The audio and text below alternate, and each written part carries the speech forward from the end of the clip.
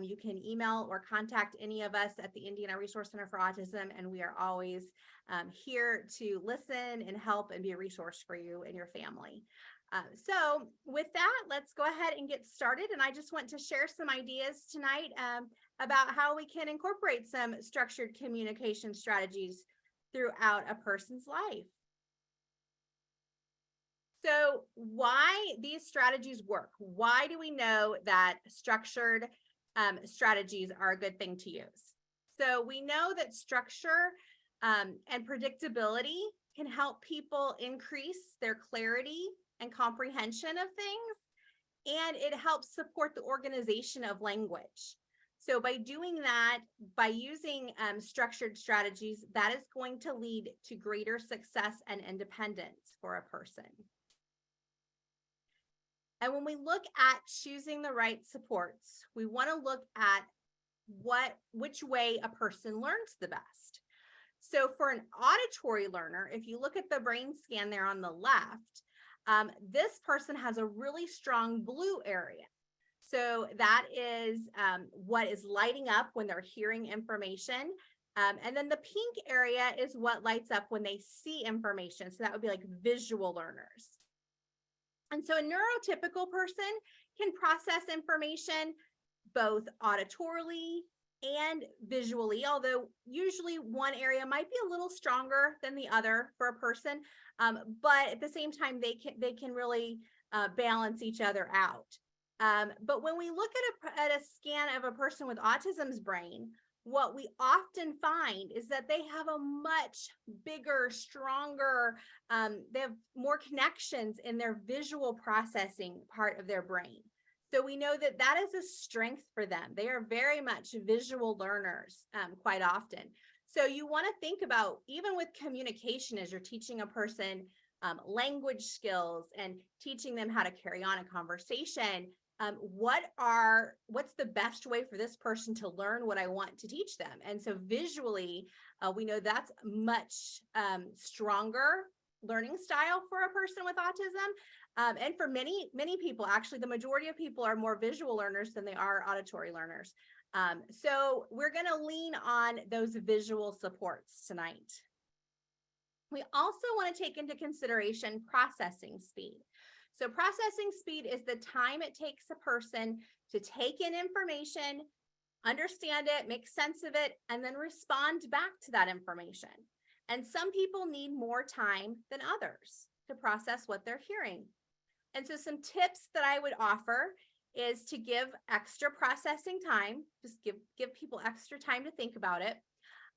Break down information into smaller chunks. We don't want to continue to repeat ourselves because this can be confusing. And I've heard from some people, it's as if you're starting all over again. Every time you start saying that same direction over again to me, then I go right back to the beginning and I still have to think about putting all those words in order and sequencing everything. So sometimes it's better to just not repeat ourselves again, but use a different form of communication. So maybe that is a visual support, or we're going to write something down for the person. So what are some benefits of using visual supports, especially when we're talking about communication? Visual supports will provide concrete information. So that, again, that's going to help with our understanding and clarify those expectations for people. Information doesn't disappear. So if I'm having difficulty processing something or remembering what you said as I'm trying to come up with a response, I can look at that picture, that visual, over and over again as much time as I need. And that sometimes can help me think of what I want to say because I don't have to concentrate on remembering all of the words that you just said to me. It will also help reduce anxiety. It can be used across any environment. And again, increasing confidence and independence. Because if I have a visual to rely on, if I know that I understand what's happening, and therefore I feel more confident that I can convey to you what I want trying to say, regardless of what form I'm using, but I know that I can communicate my thoughts, my wants, and my needs to you. So who should use these structured communication supports that we're going to be talking about? All ages. So we start with our very young kiddos. I used to do In Indiana, it's called First Steps, and that was birth to 3. And then I started working in preschool. And so with the littlest ones, my littlest learners, I could always start using some of these strategies with them. And then this will continue throughout a lifetime, because just like we are learners, and when we're little, we're learning how to effectively communicate, but then that communication continues throughout a lifetime. And so if a person can benefit from these supports and these strategies, we want to make sure that they are in place in adulthood so that person can communicate all that they want to communicate with others. Where should we use these supports? We use them at school, at home, at work, and in the community. If you are working with a communication device or something at school, and yes, that's sometimes where we start learning how to use maybe that device, but that device eventually needs to be that. The idea is that that is a person's voice. And so I expect that to carry over so that they have their voice at home. They have it at work. They have it at Meijer. They have it when they go to Target. They have it at the park. You want to make sure that they're able to communicate whenever they want to in any setting. So when we first start thinking about planning what supports we want to put into place for a person, we want to think about where that person communicates the most. And then that will help us decide maybe where we want to start our focus. So if we look at the context, do they attempt to communicate, or do they seem like they want to communicate more during maybe some leisure or play activities? Maybe during snacks and meals, that can often be very motivating setting for people. Looking at, are they communicating in a group of people, or do they communicate mostly in a one-on-one situation? Maybe there's a certain person that they tend to try to communicate more with. And then looking at social routines. So sometimes we want to decide, do we want to pick an area where we see a lot more attempts because we want to try to help them because they're very motivated in that area?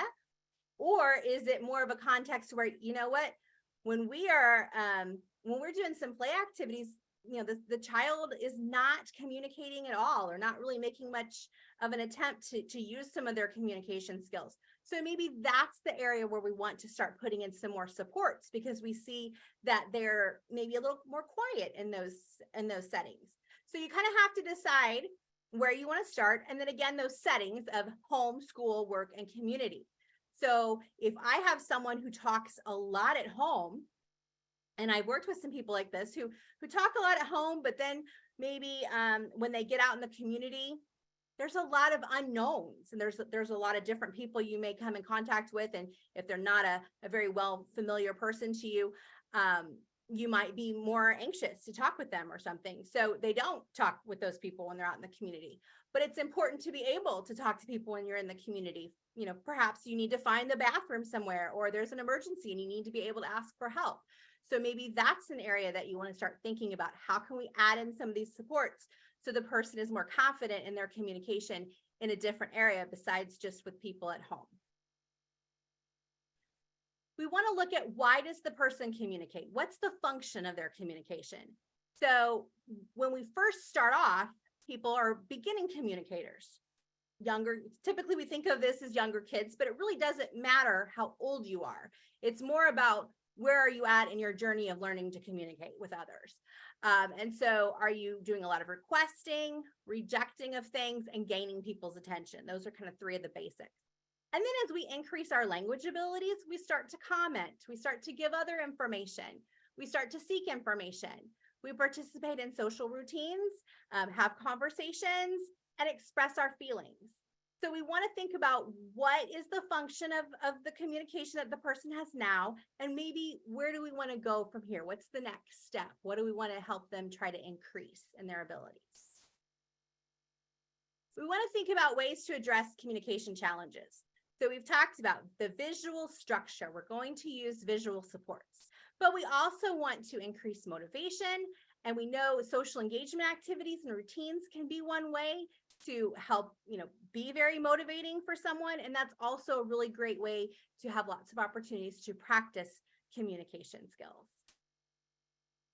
So on a very basic level, very beginning, we sometimes work with people who are struggling to even understand and comprehend pictures.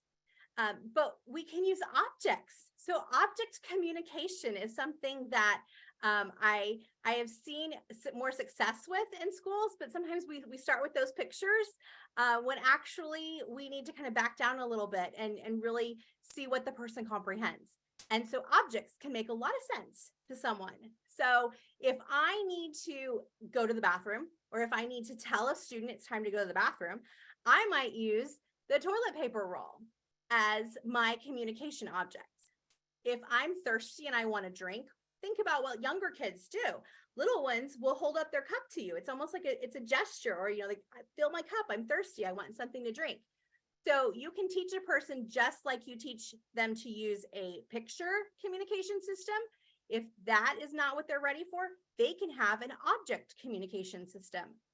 And so maybe it's, I want to watch a movie, so I'm going to get the remote and I'm going to hand it to mom and dad to help me turn on the TV.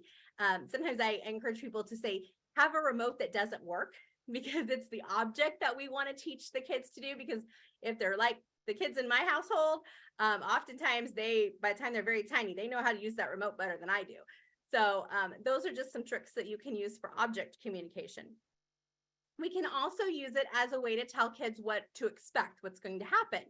So if they need to understand from us what we're going to do on the playground, we could line up those objects. First, we're going to play with bubbles, then we're going to play catch, and then we're going to go in and get a drink. And so just by showing those objects, I don't have to use a lot of language. I don't have to use all those words and repeat myself a lot.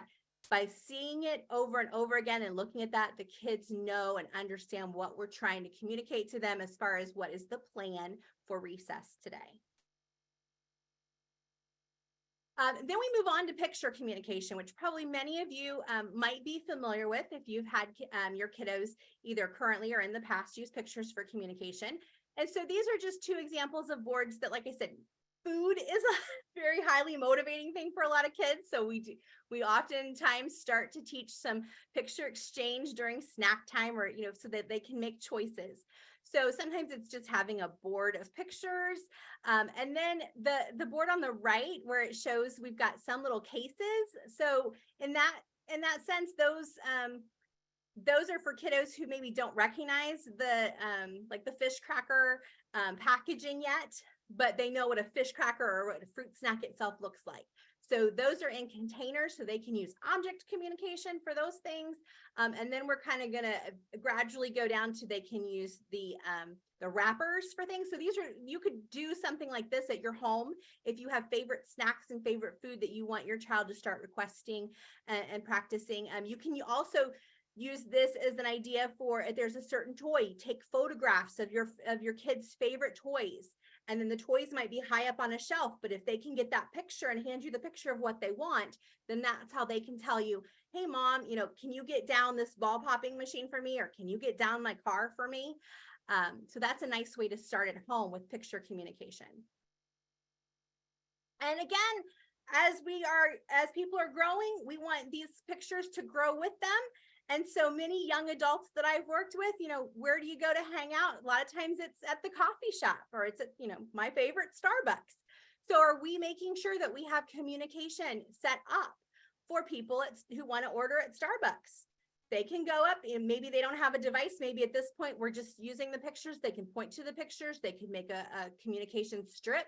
But I can certainly say, I would like to order a cappuccino, or I would like to order my favorite chai latte. So making sure that we have, wherever the places are in the community that your loved one or the person that you're supporting likes to go, make sure you have some of that vocabulary available for them in the picture form. I've talked already about mentioning that some people use devices. And so these voice output devices are amazing. And now that we have the iPad apps, they have opened up a whole world to many, many more people. But what I've also found is that sometimes these become more like cause and effect toys, where it's, I want apples, and if I hit the button, I hear the sound, but I'm not really directing the communication to anybody. Because if you want to communicate to someone, you have to gain their attention, first of all, and then you have to direct it towards them. Because otherwise, it's just me sitting in the middle of the classroom saying, I want apples, I want apples, I want apples. And then the kids are waiting for the adults to kind of come to them quickly. And, that's not the way communication works. We usually have to go and get someone else's attention. So one little step that you can do to add some structure to your use of AAC when you're teaching kiddos to gain attention of someone is to add a little card to the side that says maybe touch Jenny's shoulder, or use someone's name on the device that says, hey, Mrs. Smith. And then you can say, I want apples. But we really want to make sure that we've gained the person's attention first, and then we give them the message. So by working that out, we've got to teach kids to get up and, if they can, and go over to the person and tap them on their shoulder, get their attention. And then as they make that eye contact, or they acknowledge them and they say, oh, yeah, John, what would you like? Then you can use your device to give the message. If the child can't get up and physically get someone's attention, we need to teach them where there is going to be some kind of message on their device that says, hey, Mrs. Smith, I need you. How are they going to call to get people to come to them? Who are they going to direct that attention to? So making sure we add that step into the use of our AAC is really important. So then again, some of the people that we need to teach to gain attention aren't necessarily using devices, but this is a little social story that we can use, and it explains to them there's several ways to get a person's attention, and some ways are more appropriate for different situations. So you also need to teach that. But to say, excuse me, say, I need help, tap them on the shoulder, hand them a card that says, can you help me? Those are all different ways, but this is all listed out, and we practice this with a person so they become more successful at gaining attention. We can use visuals to support initiation. So that asking for help. Do we have a little card that we're going to hold up? First, say the person's name, and then say, I need help, please. You could put that on a switch, on a button. It can be a little card that's on their desk. It can be, if there's something that you want to ask mom and dad for help at home, you can have a card or something, some reminder maybe on the refrigerator, or on an up high shelf. Put that picture up there that says, I need help, please, to remind them to come and initiate that with you, instead of trying to climb up to the top shelf and unfortunately see what things might fall down as they're trying to get to what they want. We also want to think about supporting people who want to, maybe now's not the time to ask your question, but you want help with it. So have them maybe write it down on a dry erase marker, because remember that written communication is just as important as verbal communication. So if I want to remember what I'm going to do and I'm going to have to hold that for a second, I'm going to write it down. So having some of these supports in place for people so they know exactly how to use them so that they can get what they want. They just may need to say, oh, pause, wait for the right moment.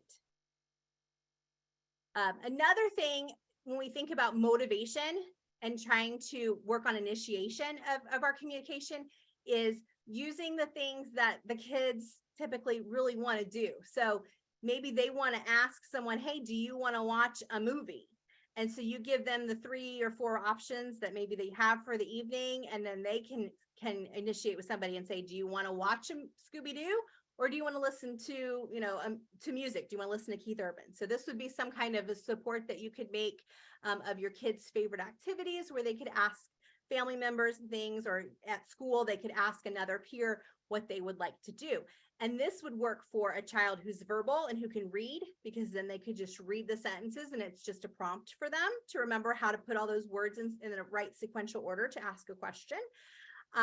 Or it could be for a child who is nonverbal and they're choosing the pictures. And so you could use this for a number of students. If you're a teacher who's watching this, this would work for a couple of different kiddos in your class.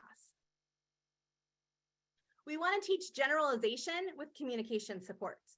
So sometimes we get really used to talking to the same person over and over again. That person even kind of anticipates how we're going to ask something or what we're going to ask.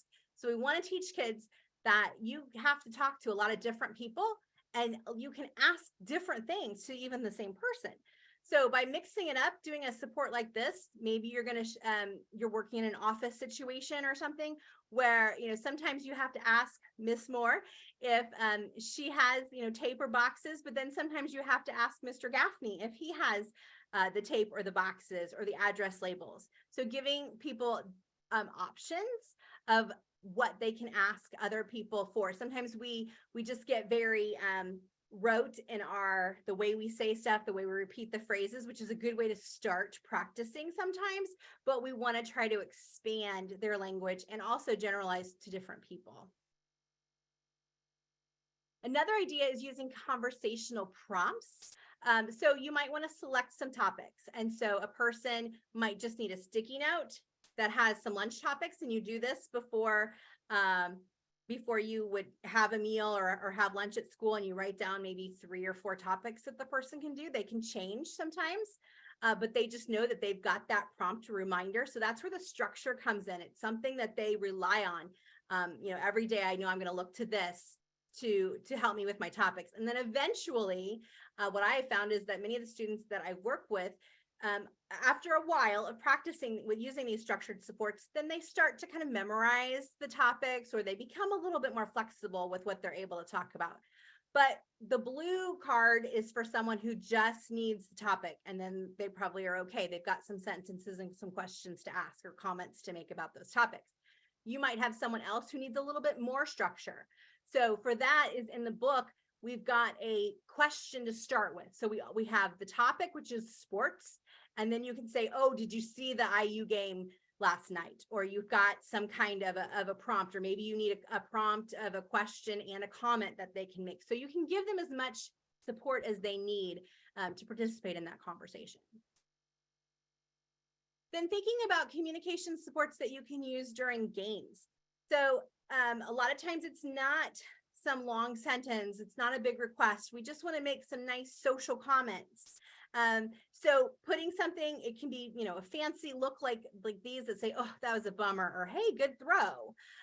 You could just, again, write them on index cards or something, and literally just put them on the ground in front of a kiddo when they're playing. Like if you go and play putt-putt golf or something this summer, you could have some little comments that you're able to have out there, maybe tape them onto the golf club so that kids can just have those prompts to start using more of their social communication during these activities.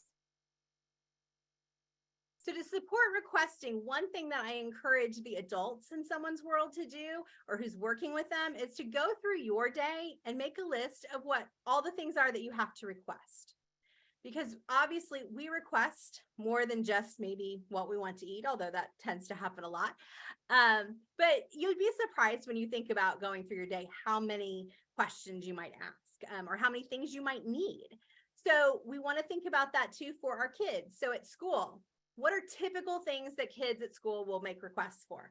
They request lunch choices a lot, but they might also request pencils, or they might need some kind of supplies. At home, they might need to request a leisure activity.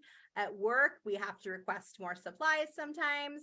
In the community, we might need to request a different shoe size or ask a question at the store. So going through and making a list of these things can be helpful, because then you can know what ideas you might have for creating some of these supports for the person that you're working with.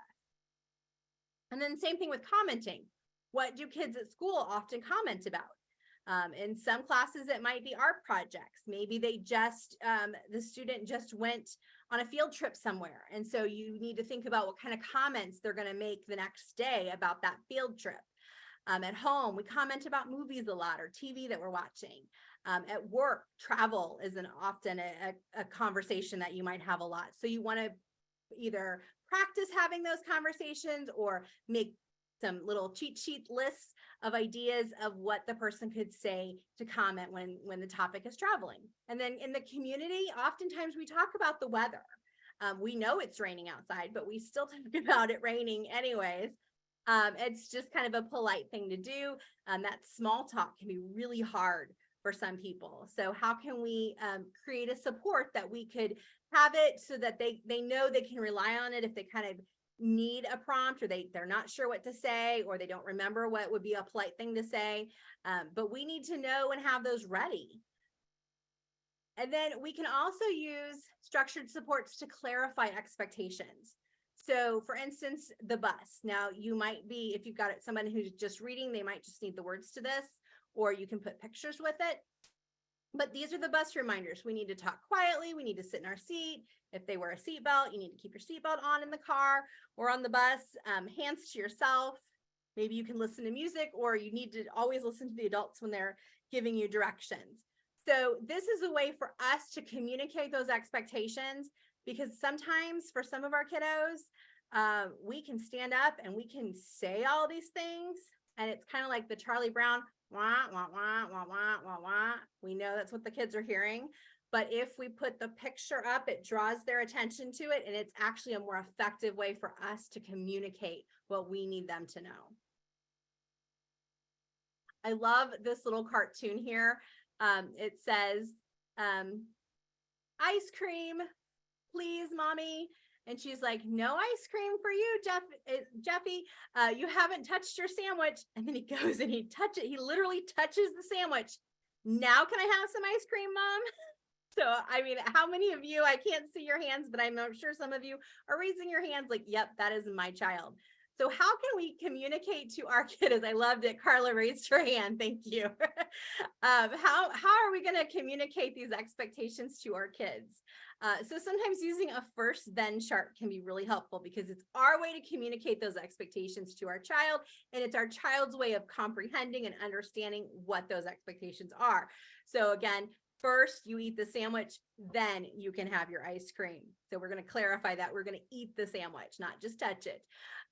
Or you might just use a picture first, and then you have a picture of the meal set and then dessert. This might be something that you always have at the table, because you know you have a kiddo who's always wanting that dessert first, and that you've got some kind of meal plan in place.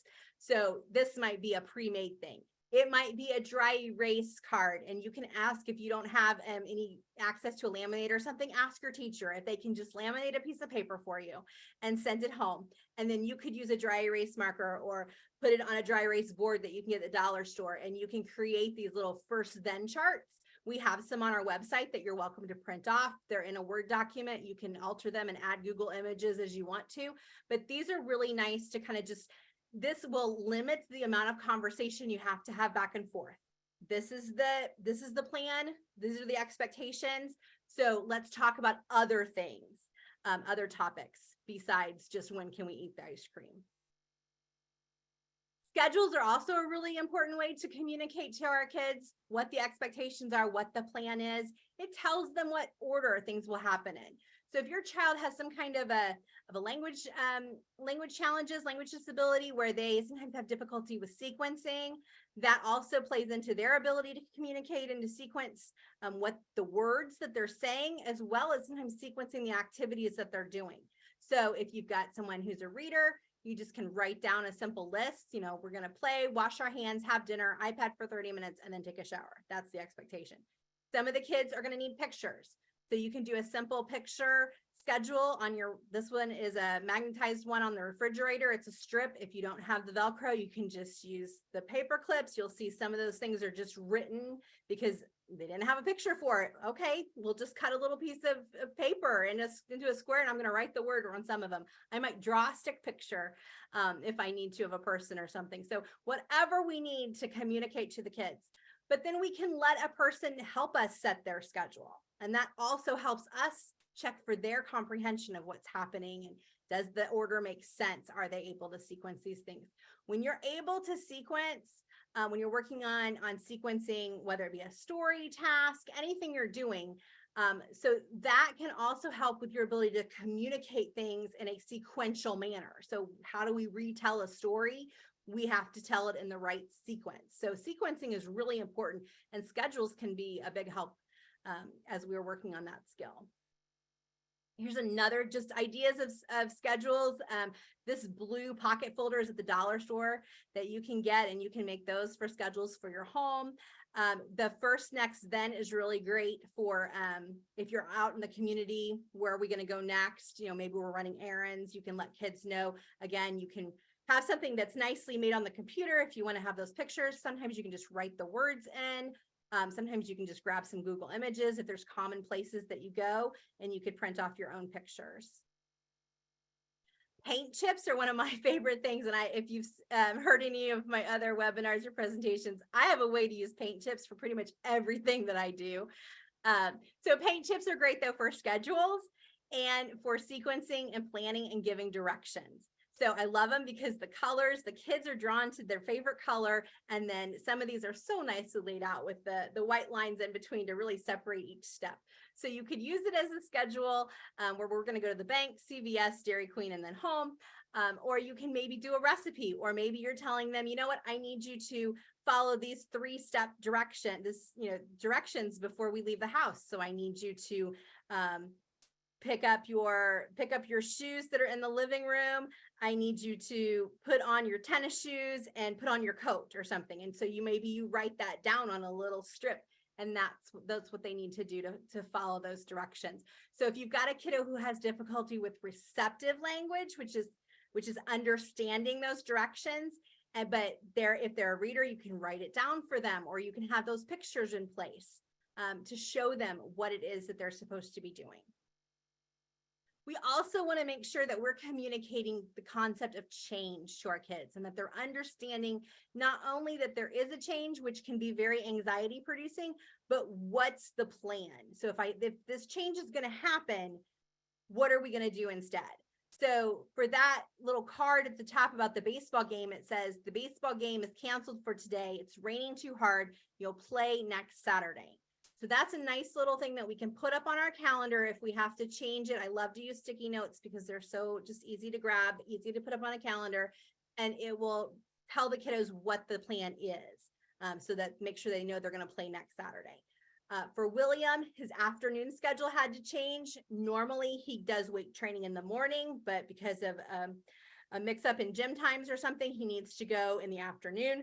So we highlight that in green, and that's going to stand out to him that there's a change in the schedule. Sometimes there's a surprise. Sometimes we're just out of time. Sometimes things just happen. So we need to be letting kids know so they can anticipate that, not just right when it happens, say, okay, surprise, we're going to go, we're going here.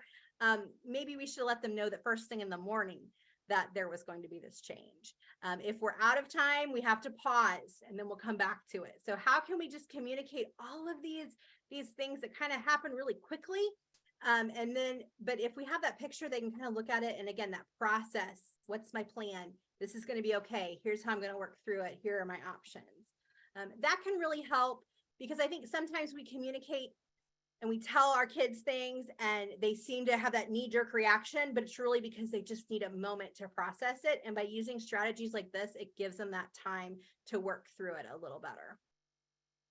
Think about directions in general for activities. So again, teachers, or you could share this with your child's teacher if this works, but I like to add, as the SLP, I'm always wanting to find ways to add in some social communication opportunities. So it might be that when you're with a group of kids, especially if you have a child who's kind of coming into a group, maybe from a different classroom, or they're going between a resource room situation and their general education classroom. So first, they just want to greet their friends. So say hi. Don't just come in and, sit quietly. We want to work on whatever social skill it is that you want to work on. And then here are some pictures that talk about, we can talk, or you can ask your friends questions. We're going to color, then we're going to cut, then we're going to glue, then we're going to put it in the bag. But we've also got those visual supports to encourage that communication. And then to tell them you need to ask your friend or ask your peer, not just always asking the adult or the teacher. And then afterwards, do a folder activity when you're done. So this is a great way. Instead of, teachers can stand up in front of the class, parents, we are in front of our kids all the time and giving them directions, giving them information. But if you have a child who has struggles with their receptive language, then their wah, wah, wah, wah, wah is what they're hearing. So we want to make sure we're giving it to them in another form so that they can clearly understand and process those directions. And then we can all communicate more effectively with each other. We want to think about keeping those visual supports portable. So if we're going to be taking them to work, to the community, to Meyer, to Target, we've got to make sure that they're with us. So if they're in your backpack, if you've got a key ring or something that you're going to keep some of these visuals on, it's in your wallet. And so when you go This was a young man who, when he would go out, he would take out his wallet, which a lot of people do, to look at or to look, checking something, but he would quickly see it. And it was just enough of that reminder to work on those greetings of, say hello, then you can ask your question and always say thank you. So whatever the person needs to work on and remember. And then obviously use your phone, because everybody's on their phones. Other people don't know if you're looking at Facebook or you're looking at your visual support. So taking pictures of these visual supports can just be so helpful to be able to have them. I encourage teachers and parents to, you can take pictures of them with the phone and then text them back and forth or email them back and forth to each other so that everybody has a copy of what the child is using. So making sure that you've got those pictures available at all times is really important. And I think I talked a little bit earlier, but just remembering that there are really easy, user-friendly, inexpensive ways to make these communication structured strategies for your loved ones. And so it doesn't have to be a real expensive picture creating CD that a lot of the schools use or something. I mean, nowadays with Google Images and Cardstack, and basically you can go to the dollar store and purchase everything you need for a few dollars that can make a huge difference in the communication support that you offer to someone. So if you need other ideas, we do have some different communication strategies and like the first then cards and different things on our website. So feel free to check that out. We've got a Pinterest board where we try to post some things, on Facebook, just on different social media outlets. So just check back with Indiana Resource Center, or you can always email me if you have some questions specifically about, is there something that could help my child, or here's the thing that we want to focus on. Do you have any strategy ideas? And I'm happy to talk with you. So